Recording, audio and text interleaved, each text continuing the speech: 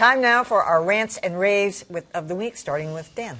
I have a rave for the Washington Post, and speaking of things I'm making my students read, my rave is for not just their tremendous story on the sexual harassment complaint about Roy Moore, the Alabama Senate candidate, but the way they went about verifying the facts in the story. It was incredibly impressive. This is involving Lee Korfman, who said she was 14 when they had sexual contact. Disgusting. They had 6 interviews with Korfman, gradually persuading her to go on the record. They checked documents that showed her mother, at least, was in the court building at the time that she said she was, and that Moore had an office there. They talked with 2 of her friends who said she talked about this at the time that it happened. They checked to see if she'd made any campaign contributions. She hadn't. They checked to see if she'd ever filed a police report or a civil suit. Right. She hadn't. That's how it's done. But the point is, they checked everything. That's great. Yeah. All right, John.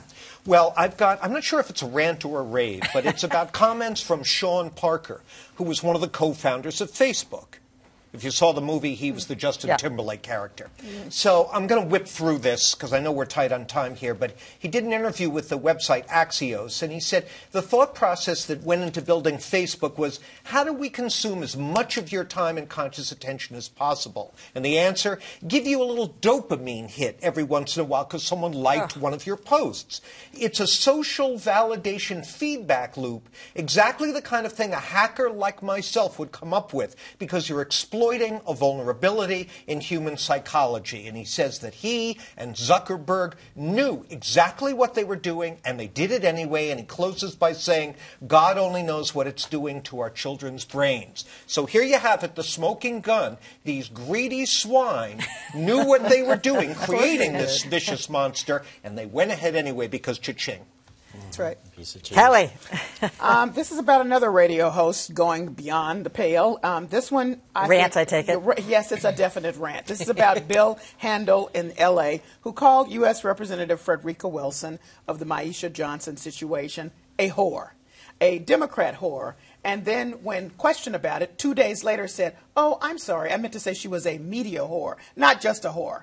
And the station said, well, maybe that was bad, but he said nothing. 2 weeks later, after a petition is going on and people are complaining about it, while he was in Cleveland being inducted into the Hall of Fame of broadcasters, they aired a pre-recorded message that said, maybe I said something wrong. Pre-recorded, not sincere, didn't mean it, forced, ridiculous, disgusting.